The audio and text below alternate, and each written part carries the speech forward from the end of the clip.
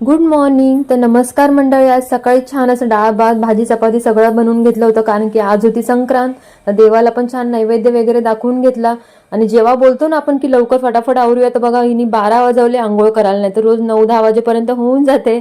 असू दे, लहान आहे, तिला काय अजून समजत नाहीये. थंडीमुळे ती पण कंटाळा करते आंघोळ करण्याचा मग लवकर. नंतर मग दुपारी छान असं तिला भरवलं वगैरे, कारण की संक्रांत होती 3च्या नंतर यावेळी. तर मग दोघी पण छान अशा तयार झालो, तिला भरवून वगैरे घेतलं. परत झोपली तर अशी झोपून जाईल म्हणून. सकाळी उठल्यापासूनच आज किरकिर किरकिर चालू होती. मंदिरात पोहोचलो तरी पण आता मग मुलांना बघून मग आता छान खेळायला लागली.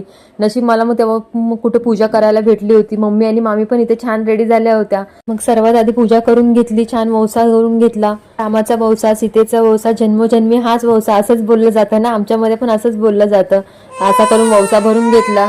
घरी आल्यानंतर मग विडे वगैरे घ्यायचे होते, तर मम्मीने छान असं मांडून ठेवलेलं. मी काय आणले नव्हती सामान. मम्मी बोलली इकडेच इकडेच आपण दोघी मिळून करूया. नंतर मग 5 सुवासिंकडून वटी भरून घेतली, विडे घेतले ते वट्यामध्ये तेच. नंतर मग बघा असा अवतार झाला होता, पण याशिवाय संक्रांतीला शोभाच नाही. सगळं हळदी कुंकुनी पूर्ण भरून जातं. नंतर मग पूजा वगैरे सगळं आवरल्यानंतर घरी आली, तर घरी अशीच उपाशी आली म्हणून मम्मीने रात्री पप्पांकडेच पूर्ण जेवण पाठवलेलं माझ्यासाठी पुरणपोळीचं. तर मग ह्यांची वाट बघितली, यांना वौसा द्यायचं होता, पाया पडायचं होतं, पण ते काय आलेच नाही लवकर. 1-1:30 वाजला त्यांना. मग शेवटी साईला झोपवला. खिडकी पण चालूच होती, तर खिडकीतून एवढी थंडगार हवा येत होती ना, खिडकी वगैरे लावून घेतली. मग छान असं दोघींनी पण आराम केला. चला, असा गेला आजचा दिवस. भेटू पुढच्या एका छानशा ब्लॉग मध्ये. तोपर्यंत बाय.